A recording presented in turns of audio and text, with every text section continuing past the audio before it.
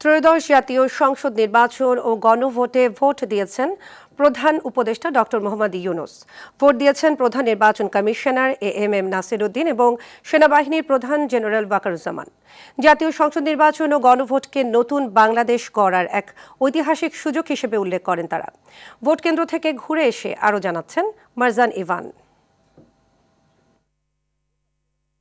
রক্তক্ষয়ী জুলাই অভ্যুত্থানের পর অন্তর্বর্তীকালীন সরকারের ঘটনাবহুল সময় পেরিয়ে গণতান্ত্রিক রূপান্তরের স্বপ্নে ভোট দিচ্ছে দেশের মানুষ। সংবিধান সংস্কার বিষয়ক এই গণভোটে ভোট দিয়েছেন অন্তর্বর্তী সরকারের প্রধান উপদেষ্টা ডক্টর মোহাম্মদ ইউনূস। আজ সকাল 10টায় রাজধানীর Gulshan model high school and college কেন্দ্রে তিনি ভোটাধিকার প্রয়োগ করেন। আজকের দিনকে নতুন বাংলাদেশের জন্মদিন উল্লেখ করেন ডক্টর। আজকে নতুন বাংলাদেশের জন্মদিন। সারা দিনব্যাপী আমরা এই জন্মদিন উৎসব পালন করব। এটার মাধ্যমে আজকে যে প্রক্রিয়া এখান থেকে শুরু হলো, এর মাধ্যমে আমরা অতীতকে বর্জন করলাম।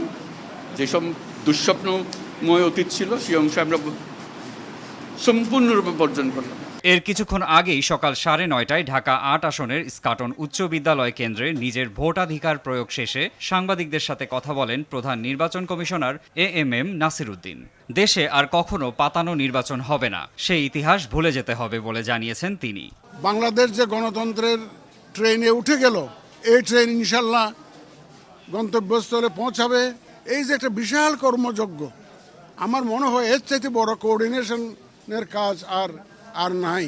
এদিকে বেলা 10:15টায় আদমজী ক্যান্টনমেন্ট কলেজ কেন্দ্রে ভোট দেন সেনাবাহিনী প্রধান জেনারেল ওয়াকারুজ্জামান। গত 1.5 বছর ধরে আজকের দিনের অপেক্ষায় ছিলেন বলে জানান তিনি। সম্মানিত ভোটারদের অনুরোধ করব, আপনারা নির্ভয়ে আপনাদের বাসা থেকে বের হয়ে পোলিং স্টেশনে যাবেন এবং আপনাদের ভোট দেবেন।